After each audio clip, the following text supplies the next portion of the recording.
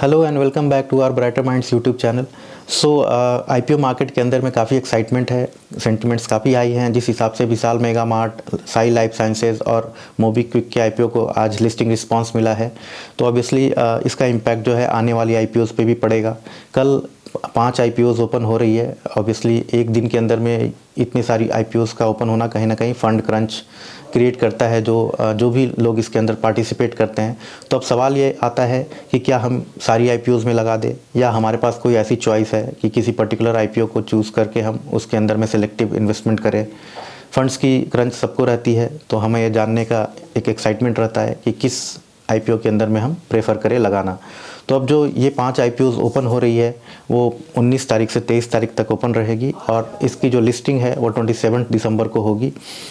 5 आईपीओज़ में जो पाँचों आईपीओ है उसमें Mamata machinery, Concord Enviro, Sanatan textile, DAM capital advisors, trans rail lighting जैसी कंपनियां हैं।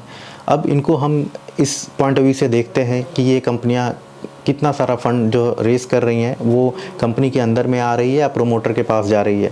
तो इसमें 2 आईपीओज़ जो हैं, कॉनकॉर्ड डैम कैपिटल एडवाइज़र और ममता मशीनरी जो है वो कंप्लीट ओएफएस है। हालांकि ममता मशीनरी का जो साइज़ है वो इन सब में सबसे छोटा है। इन सारी आईपीओ का जो साइज़ है 180 करोड़ से लेके 884 करोड़ तक के रेंज में है जो ये पैसे रेज कर रही हैं। तो 2 कंपनियों के अंदर में प्रोमोटर्स के पास पैसा जाएगा, डैम कैपिटल एडवाइज़र और ममता मशीनरी।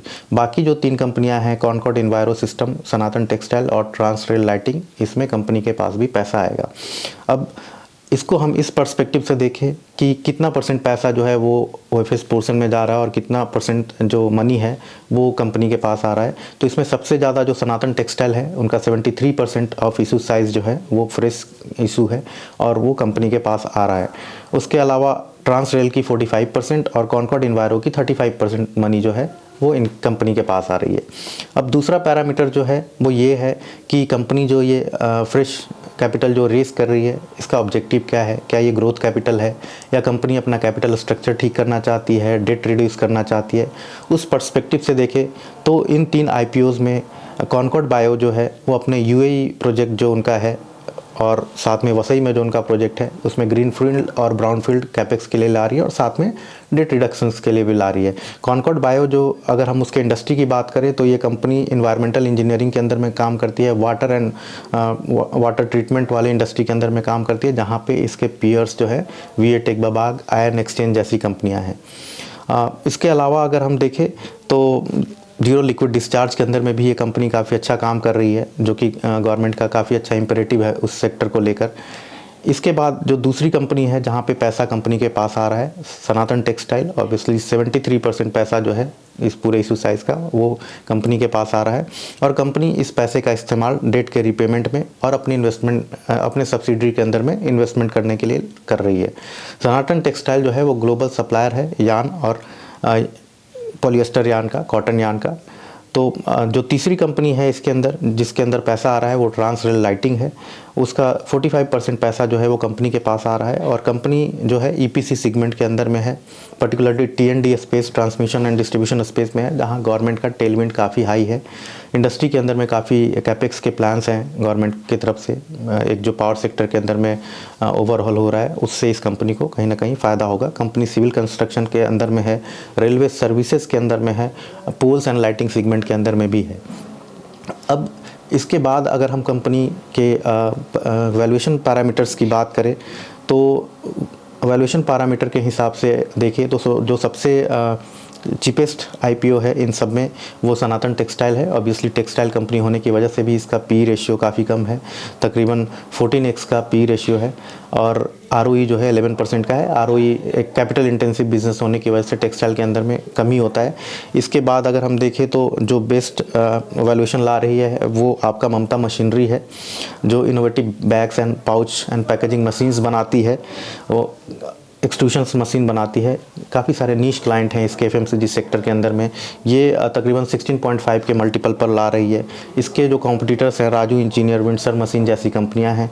इसके बाद अगर हम देखें तो डैम कैपिटल है, बेस्ट आरओई प्रोफाइल इन सारी कंपनियों के अंदर में 55% ड्यू टू इट्स बिजनेस की कंपनी जो है इन्वेस्टमेंट बैंकिंग के अंदर में है, प्राइवेट इक्विटी एमएनए स्पेस के अंदर में है।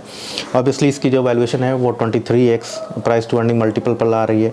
इसके अलावा ट्रांसरेल की बात करें तो one of the best ROE profiles अपने सेगमेंट के अंदर में रखती है कंपनी, 24.4% है और कंपनी का ट्रैक रिकॉर्ड काफ़ी अच्छा है, एग्जीक्यूशन ट्रैक रिकॉर्ड काफ़ी अच्छा है। और कंपनी जो ये पैसा ले रही है वो ऑब्वियसली कैपेक्स और वर्किंग कैपिटल के लिए ले रही है, तो ये ग्रोथ कैपिटल भी है।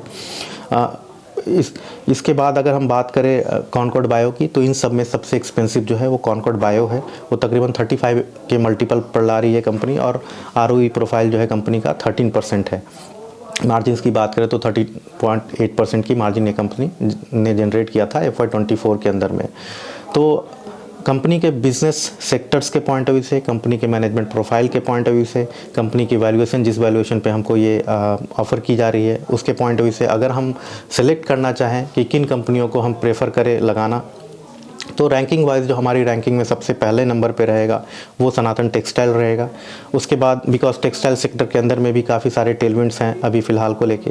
इसके बाद ट्रांसरेल लाइटिंग रहेगी बिकॉज वहाँ पे भी गवर्नमेंट के टेलविंड्स काफ़ी हैं, कंपनी को ऑर्डर बुक में काफ़ी हेल्प मिल सकता है, वैल्यूएशन बहुत एक्सपेंसिव नहीं है। इसके बाद अगर हम देखें तो ममता मशीनरी, जस्ट बिकॉज की कंपनी का साइज़ बहुत छोटा है, वहाँ पे हमको काफ़ी बेस इफेक्ट देखने को मिल सकता है। कंपनी के लिए ग्रोथ पाथ काफ़ी लंबा है, FMCG कंपनियाँ इसकी काफ़ी अच्छी क्लाइंट है और बहुत ज़्यादा एक्सपेंसिव वैल्यूएशन पे भी हमको नहीं ऑफर किया जा रहा है।